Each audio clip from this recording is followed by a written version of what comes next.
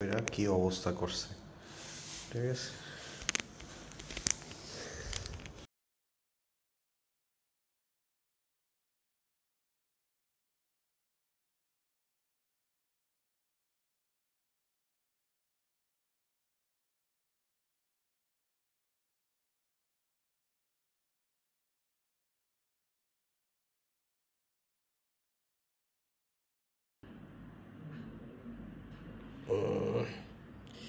কি বেরিয়েছে দেখছেন? ও মাই গড, এটা তো এখনো আই রে ভাই কি অবস্থা!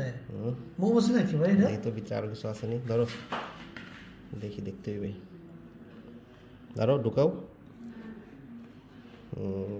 তেল দিছস রে বেটা? সরষের তেল মনে হয়। একবার হলুদ দিয়ে রয়েছে। নে ধর, তোর 3000 টাকা ধর।